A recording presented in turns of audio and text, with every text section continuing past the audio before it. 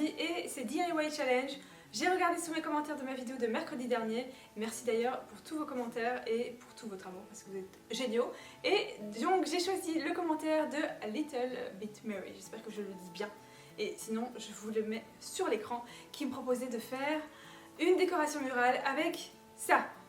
Voilà, alors je vous garantis pas qu'on fasse une œuvre d'art avec du papier toilette, mais on sait jamais, on va essayer de relever ce challenge, alors c'est parti.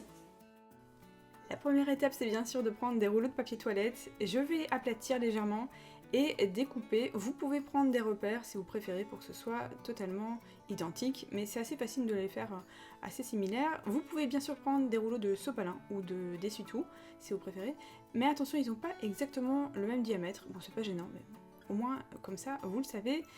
On en découpe autant que nécessaire. Moi, j'en ai pris 4, il me semble. Et c'est parti.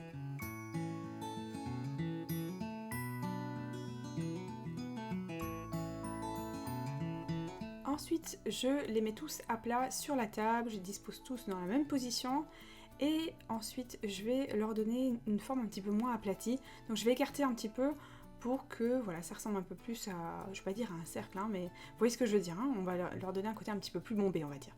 Je vais commencer par former la partie du milieu, donc c'est un peu comme une petite fleur. Et là en fait je me suis laissée un peu inspirée par la forme que ça avait et je savais pas trop ce que je faisais, hein, très franchement, mais j'ai voulu donner quelque chose qui ressemble à une forme de cerf. Donc on est parti un peu plus sur une forme de grappe. J'ai pris ma colle et j'ai commencé par coller ceux du milieu. Donc je savais pas trop à ce moment-là si ça allait bien coller ou pas. Je me suis aidée de pince à linge et ça aide vraiment à ce que ça tienne beaucoup plus rapidement. C'est une colle qui sèche très vite, donc on peut assez facilement et assez rapidement déplacer les pinces à linge et les coller au fur et à mesure. Je fais en sorte que ce soit à peu près symétrique. Non, parce que sinon on va pas du tout être aidé pour que ça ressemble le plus possible à une tête de cerf.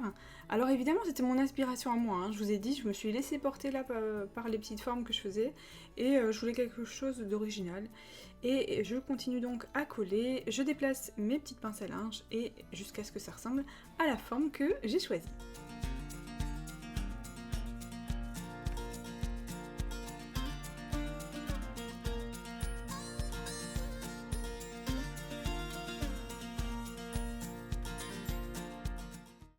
Les deux morceaux que j'ai placés le plus à l'extérieur sont censés représenter les oreilles. Voilà, je vous le dis.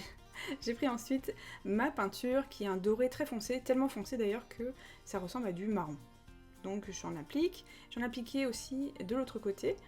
Et pendant que ça termine de sécher, j'ai pris des morceaux de bois. Je leur ai donné une forme à peu près identique pour que ce soit à peu près symétrique. Bon, c'est pas possible puisque ce ne sont pas les mêmes bâtons. Et je regarde ensuite comment je vais les disposer. Et une fois que c'est fait, j'aurais plus qu'à les coller. Pour ça, j'ai pris mon pistolet à colle. Vous pouvez prendre aussi de la colle à bois ou de la colle forte.